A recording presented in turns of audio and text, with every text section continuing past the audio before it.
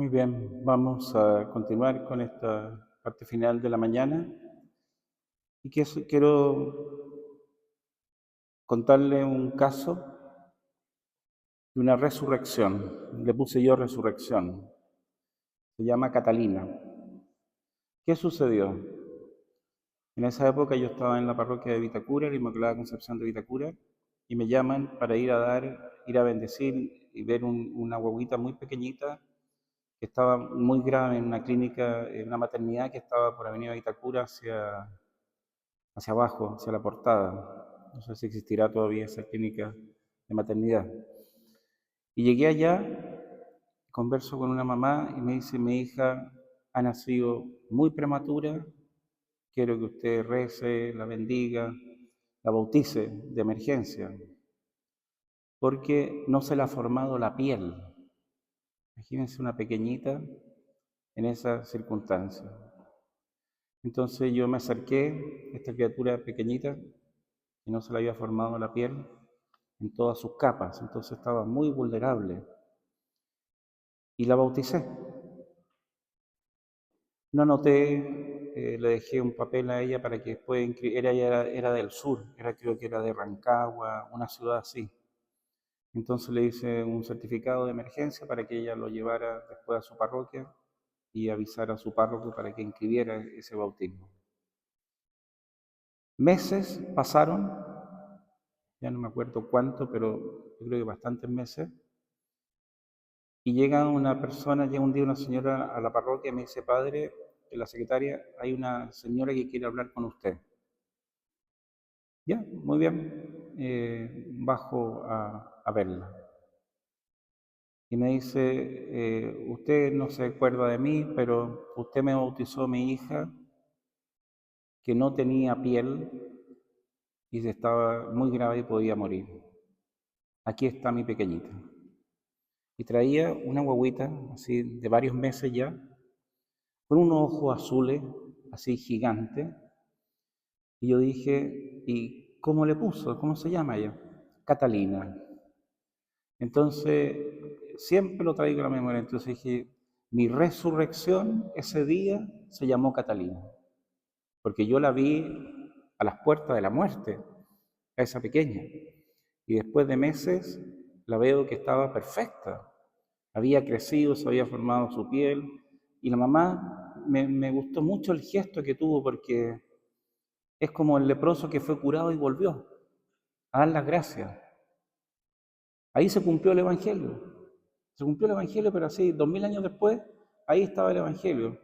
Esta pequeña que no tenía piel, ese leproso en el Evangelio, que está herido en su piel, y el único que vuelve a darle gracias a Jesús.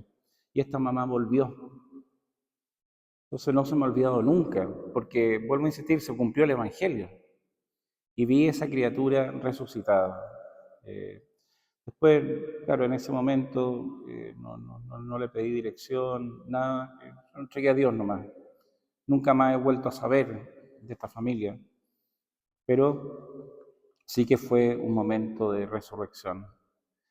Entonces, ¿qué les quiero proponer? Hoy día en la noche, Pascua Resurrección, mañana Domingo Resurrección, y después los 8 días que siguen al Domingo Resurrección se llama la octava de Pascua. Es como si siguiese celebrando la resurrección del domingo durante 8 días. Entonces pónganle nombre a su resurrección.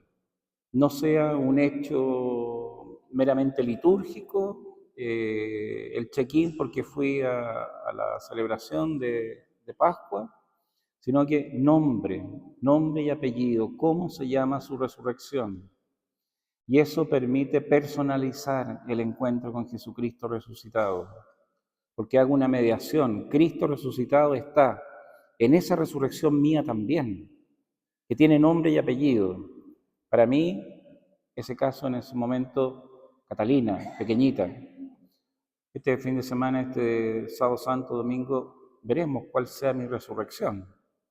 Pero estar atento, cuáles son los nombres de resurrección que yo puedo poner delante del Señor. En segundo lugar, la Virgen, ya mostrábamos ayer cómo ella estaba íntegra a los pies de la cruz. Y el sábado siempre es un día que uno lo consagra a la Virgen. Y es misterioso porque el sábado es el día del silencio, la Semana Santa es el día del silencio. Y María es madre del silencio, sabe sostener el silencio. Entonces también hay que pedirle a ella que acompañe la Semana Santa, que acompañe la experiencia de la cruz, que acompañe la pérdida y el duelo ante la muerte, porque María sostiene en el silencio. Hay un libro muy interesante que creo que puede hacer mucho bien, se llama El silencio de María, del padre Ignacio Larrañaga. Vale la pena leerlo porque uno se mete en el corazón de la Virgen. ¿Qué sucede en ella con la experiencia de Jesús como su Hijo? Y yo creo que ayuda a descubrir a la Virgen en su integridad y a mirarla también en su humanidad, cómo se acercó al misterio de Cristo, cómo lo vive, cómo lo entrega, el silencio de María. Pues una buena lectura espiritual para estos tiempos. Vamos a avanzar ahora a la parte final de este retiro. Tiene como título Acompañar con verdad y esperanza. La muerte no es la última etapa de la vida, sino que es un paso hacia la esperanza del resucitado. ¿Cuál es la gracia a pedir? Ofrecer criterios pastorales simples y concretos para acompañar el duelo de manera humana y cristiana. Ofrecer criterios pastorales simples y concretos para acompañar el duelo de manera humana y cristiana. No solamente lo que uno hace como sacerdote, sino ustedes como laicos, como católicos. ¿Cómo acompaño el duelo pastoralmente? Después de haber mirado la muerte, el duelo y el silencio, queda una pregunta concreta. ¿Cómo acompañar a quien sufre? Porque una cosa es sentir compasión y otra es saber estar ante ese que sufre. Y muchas veces el dolor ajeno nos deja torpes, no sabemos qué hacer, no sabemos qué decir, no sabemos si hablar o callar, no sabemos cuánto acercarnos, no sabemos cómo ayudar. Entramos en un momento complejo, porque la realidad de la muerte que nos golpea fuerte, ¿cómo la asumo? ¿Cómo la dialogo con el otro que está en el dolor, que está en el sufrimiento, que está llorando, que está triste? No es fácil. Entonces me parece que es necesario aprender algunas cosas. Lo primero que conviene afirmar es esto.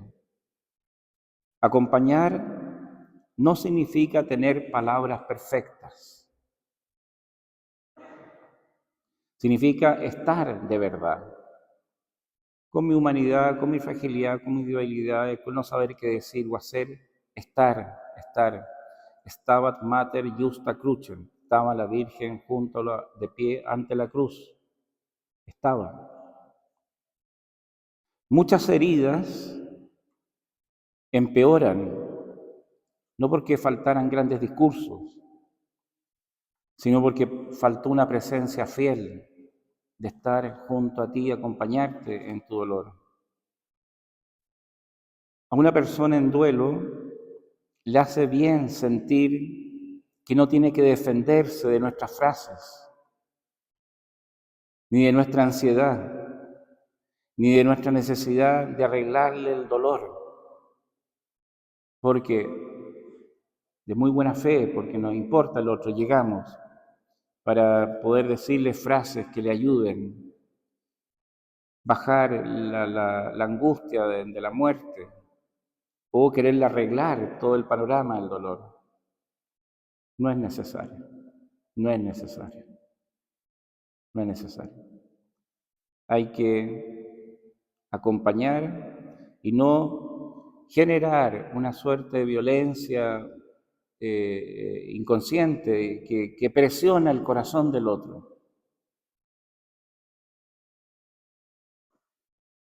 Por eso ayuda tanto hablar poco y hablar de verdad en los funerales. Hablar poco y hablar de verdad. Y paso el recado, está en el libro. Por favor, lo ruego infinitamente a Dios, los discursos a los finales de los funerales. Es un abuso litúrgico. Discursos eternos, canonizan al difunto con todas las virtudes del cielo y de la tierra, o lo demonizan, porque he visto las dos cosas. Me ha tocado funerales con 8 discursos, 45 minutos, 1 hora de discurso. Ha durado más que la celebración. Bueno, yo soy rito breve, entonces para mí ha sido inextenso. Por favor, la prudencia, evitar los discursos y las vanaglorias. Basta uno que dé una palabra de agradecimiento. Lo demás hágalo en el cementerio. No hay para qué discursos eternos. Hay que ser breve, menos es más, siempre. Y evitar estos discursos eternos. En ocasiones muy valioso el destaco a la persona, pero también me ha tocado ver discursos en los cuales han denostado a la persona. Entonces es muy grave. Por eso el cuidado, el respeto a la celebración litúrgica, como corresponda, y los discursos en su momento, después del funeral. Creo que es más sano. Ayuda tanto a hablar poco y a hablar de verdad. Frases simples como estas suelen bastar para no entrar en grandes ansiedades y angustia. ¿Qué digo? Lo siento mucho. Una frase que se acerca al corazón del doliente. Estoy aquí. No tengo grandes palabras, pero no quiero dejarte solo. No quiero dejarte solo. ¿Quieres hablar o prefieres quedarte en silencio y yo me quedé contigo en silencio? ¿Qué quieres? Parto desde el otro, no desde mí, que dije grandes frases, grandes elocuencias, grandes conversaciones. ¿Cuánto habrá ahí de soberbia y de narcisismo? En que yo me presenté pero impecable ante la persona con todo lo que le dije. En ocasiones no hay que decir nada, basta estar. ¿Quieres hablar o prefieres que me quede contigo en silencio? ¿Qué es lo más difícil hoy para ti? Son preguntas que abren el corazón a poder desahogar esa tristeza que se lleva ante la muerte. Eso abre espacios. Estas preguntas no invaden a la persona.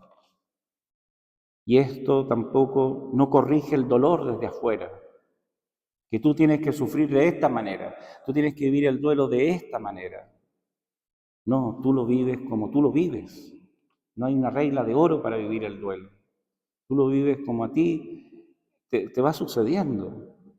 No te pongo preguntas que te invaden, no te pongo preguntas que te violentan, sino más bien preguntas que abren el encuentro, la consolación.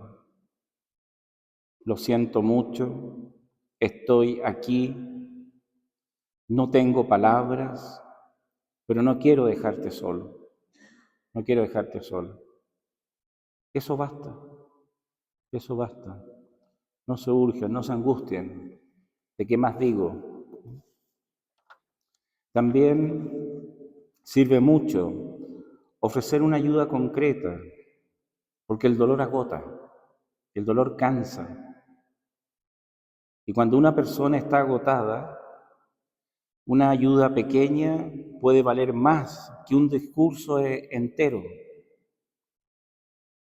llevar una comida, hacer un trámite, acompañar a una reunión, cuidar a un niño, escribir unos días después para saludar al que está en duelo, recordar el aniversario.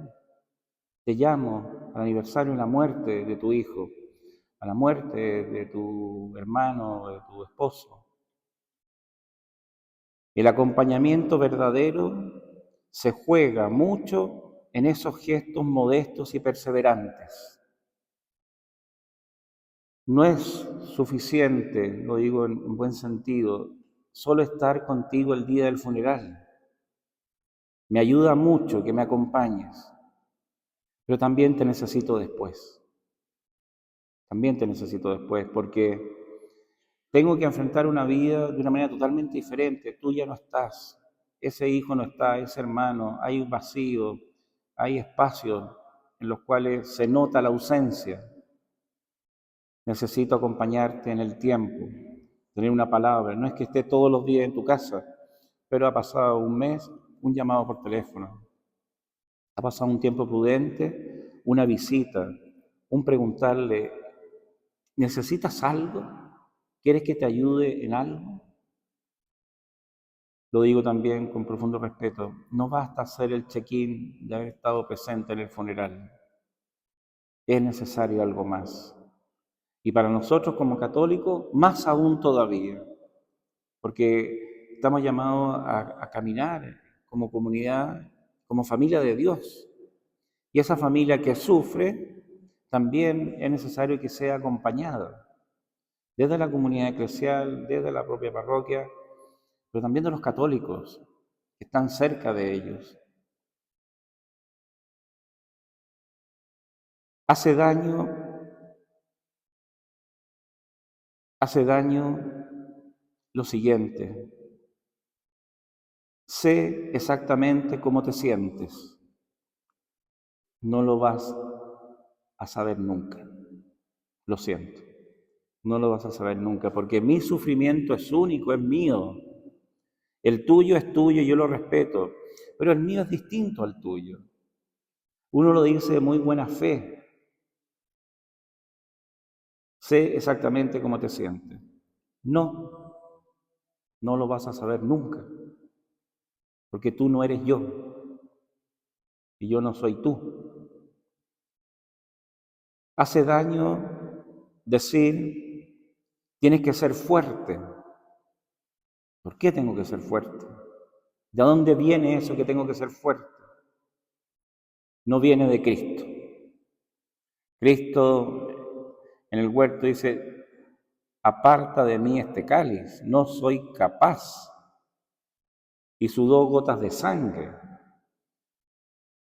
Algunos han afirmado que ese sudar gotas como de sangre es una crisis de pánico, es una crisis de angustia, de tal manera que no me digas tienes que ser fuerte. Acógeme en mi debilidad, en mi imposibilidad de ser fuerte. Acógeme en que no dejo de llorar. Pero no me digas sé fuerte.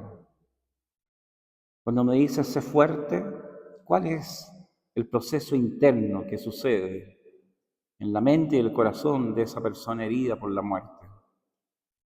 No me entiendes. No me entiendes.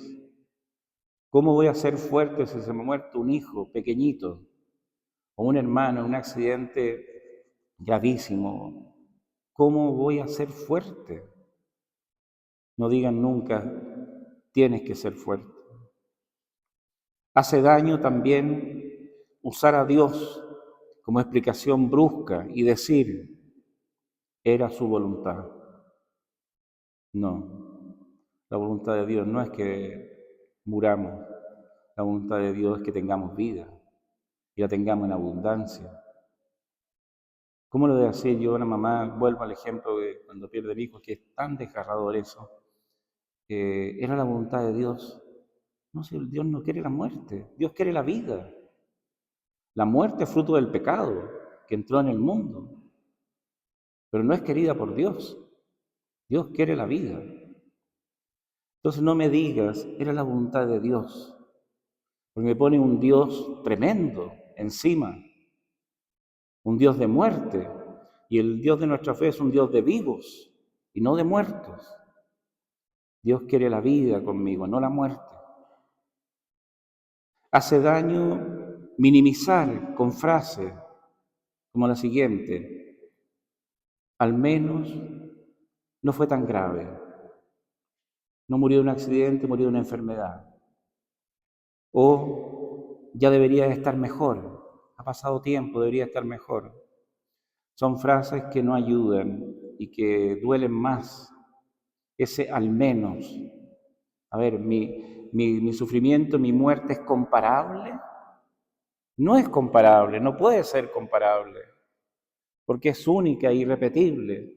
Entonces, decir al menos no te sucedió tal cosa, al menos no viviste, saquen del vocabulario el al menos. O ya debería estar mejor.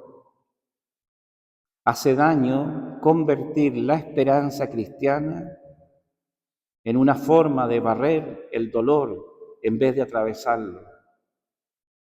Hace daño convertir la esperanza cristiana en una forma de barrer el dolor, sacarlo, que se te pase, ya pasó el tiempo, era la voluntad de Dios, en vez de atravesar el dolor, de habitar el dolor, de integrar el dolor. Lo que el Señor nos invita es a integrar el dolor. Aparta de mí este cáliz. Dios mío, ¿por qué me has abandonado? Que se haga tu voluntad y no la mía. Integró el sufrimiento, integró el dolor.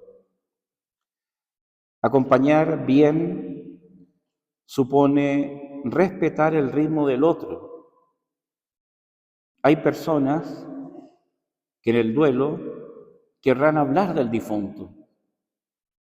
Otras no todavía, necesitan silencio.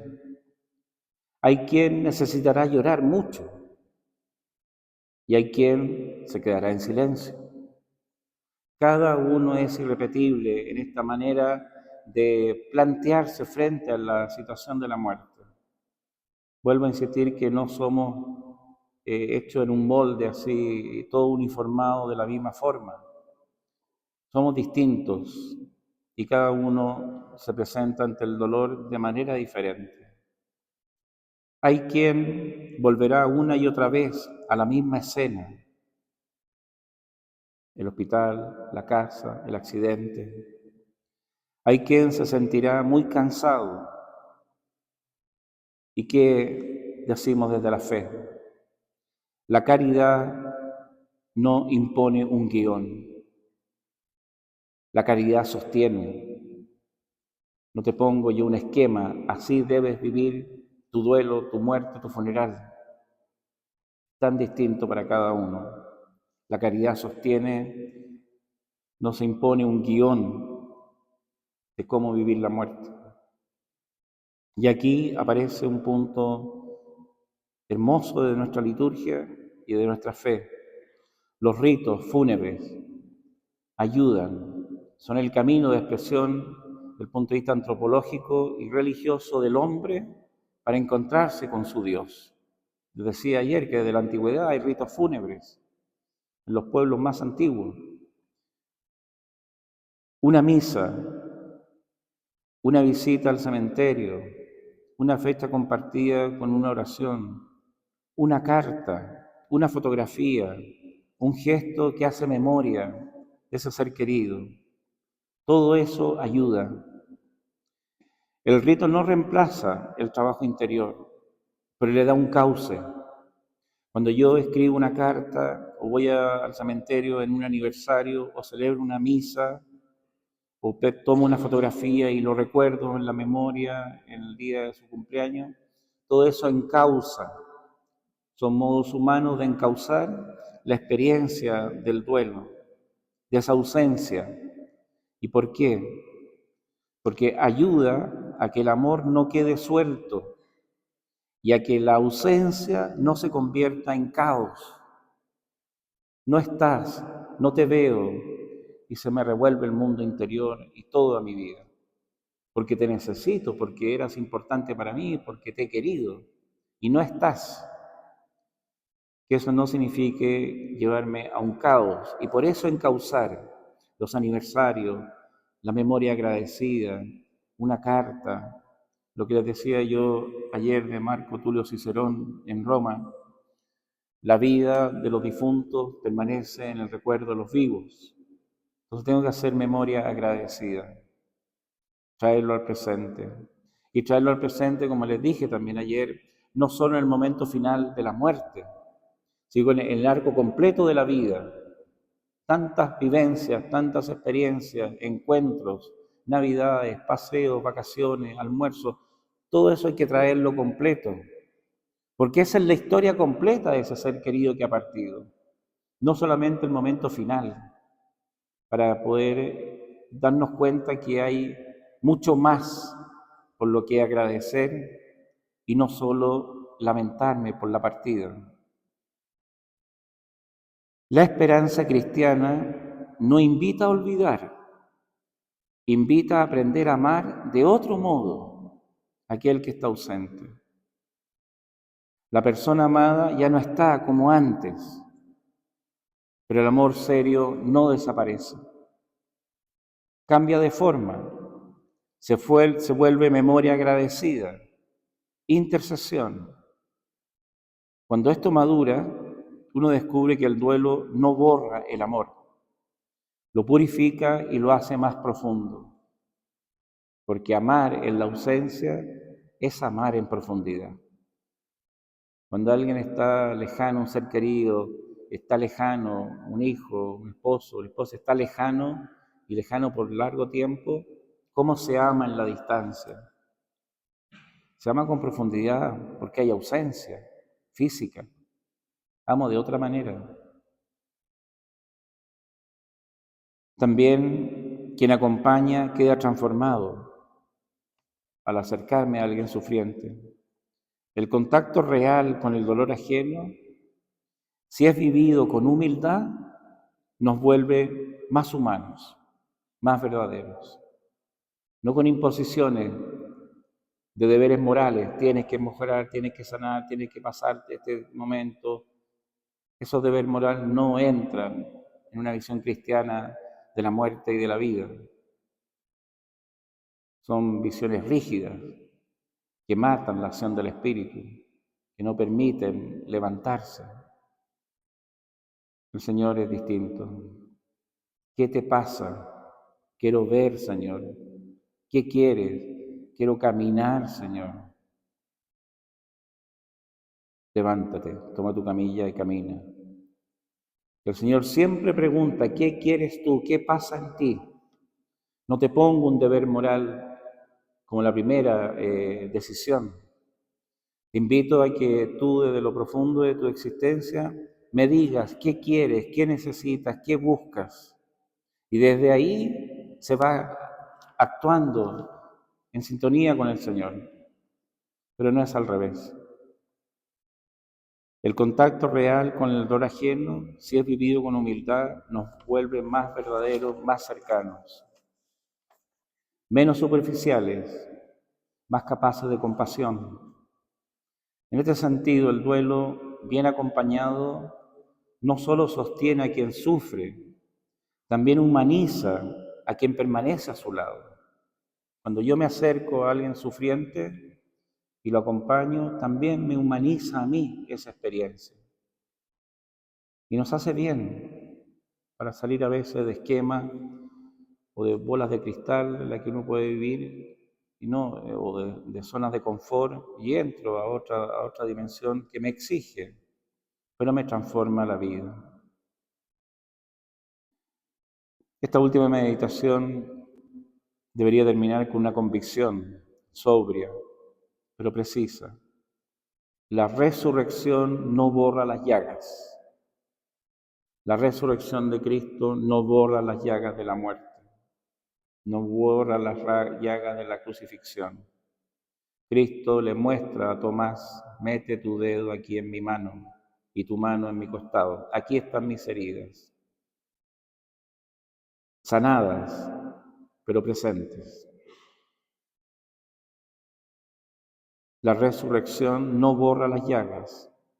Cristo resucitado sigue mostrando sus heridas. También nosotros seguiremos marcados por ciertas pérdidas, la muerte de ese ser querido. Pero marcados no significa destruidos, que es muy distinto. Heridos no significa vencidos. En manos de Dios, hasta lo más doloroso puede quedar abierto a una nueva forma de vida. Y esa es la gracia que pedimos. Que no sea vencido por el dolor, que no sea destruido por el dolor, sino que esa herida que me acompaña la pueda yo integrar de una manera nueva. Y necesito tiempo para eso. Tu esquema es tu esquema, pero no es el mío.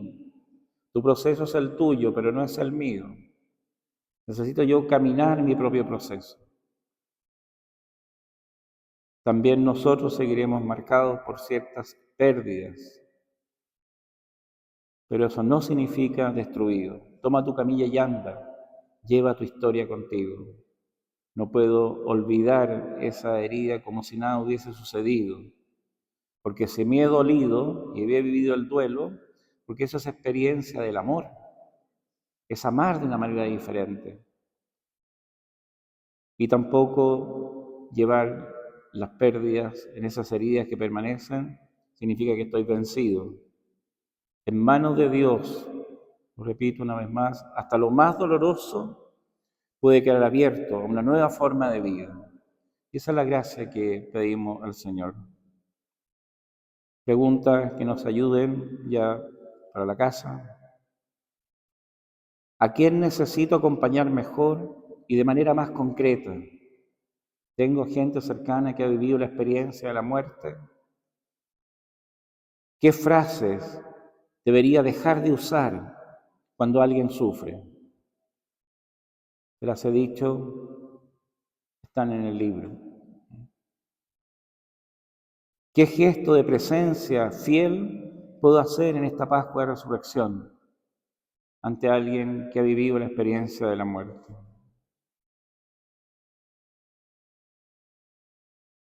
Puede ser útil repetir también ciertas expresiones que ordenan interiormente el caminar de este retiro y estas reflexiones. Algunos conceptos que he mencionado yo en los 2 días, a modo de síntesis. No huir del dolor, habitarlo, transparentarlo, permanecer, aquel que acompaña, como María, esperar, no apurar, entregar, no exigir, recordar de un modo habitable, humanizar esa experiencia de muerte, acompañar, pero sin invadir el proceso del otro. Oremos.